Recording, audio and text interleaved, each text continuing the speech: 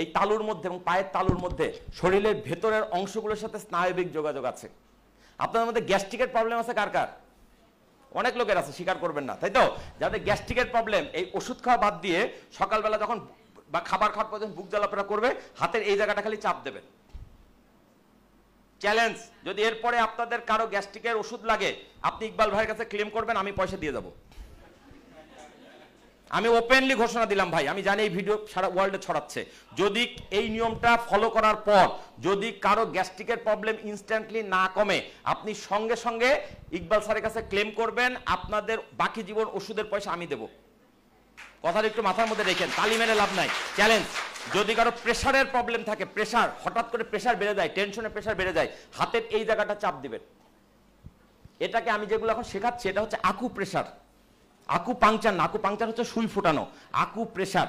এবং এই ভারতীয় উপমহাদেশের এগুলো ছিল আদিকালের চিকিৎসা ব্যবস্থা। এই ওষুধ আসার আগে মানুষ কবিরাজরা এইভাবে চিকিৎসা করতো, হাতের তালুর বিভিন্ন জায়গায় চাপ দিত, বলতে ব্যথা লাগে না, লাগে না, এই জায়গায় লাগে, লাগে না, এই জায়গায় লাগে, ও আচ্ছা এই জায়গায়, তাহলে এই জায়গার কোন পয়েন্ট, হয়তো কিডনি, বলো তাহলে তোমার কিডনিতে প্রবলেম।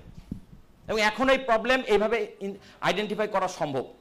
যদি আপনার আমার কথাগুলো বিশ্বাস না হয়, ইন্টারনেটে সার্চ দিয়ে আকু প্রেশার একটু এই সংক্রান্ত কিছু ভিডিও টিডিও দেখে নিন, তাহলে আপনারা বুঝতে পারবেন, আপনার চিকিৎসা আপনি নিজেই করতে পারবেন। আমার মেসেজগুলো কি ক্লিয়ার হচ্ছে? তাহলে দিনের মধ্যে কয়েকবার যদি হাতের তালুতে আর পায়ের তালুতে চাপ দেওয়া যায়, তাহলে কি ঘটবে? ভেতরের অঙ্গগুলোর ব্যায়াম হবে। আমার কথাটা কি বুঝেছেন না বোঝেন নাই? মেসেজ কি ক্লিয়ার? তাহলে এখন এই যে বারবার হাততালি দিতে বলা হচ্ছিল, আমি দেখছি অনেকে কষ্ট করে হাততালি দিচ্ছে। উস্তাদ, হাততালি দিলে যে মঞ্চ আছে তার কোনো লাভ হয় না, আপনার ভেতরের লাভ হয়, বুঝছেন না বুঝেন নাই? এবার জোরে হাততালি।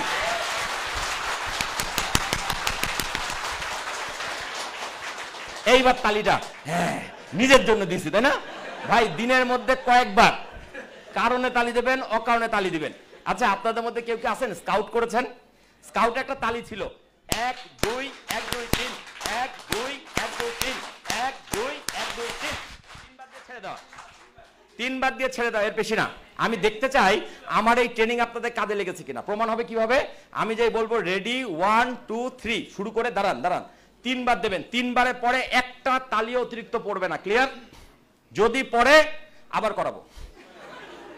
এবং যতক্ষণ আপনারা এটা ঠিক না করবেন ততক্ষণ আমি মঞ্চ ছাড়বো না। অনুষ্ঠান কি হয়েছে না হোক না হোক, আমাকে যদি মঞ্চ থেকে নামাইতে হয় তাহলে আমার তালি আগে ঠিক করে দিতে হবে, তারপর আমি নামবো। কথাটা কি ক্লিয়ার? ওকে, আচ্ছা শুরু করেন। রেডি 1 2 3।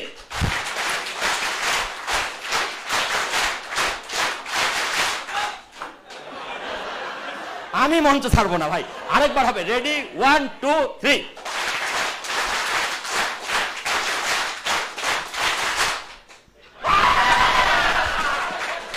আমরা সব পারি।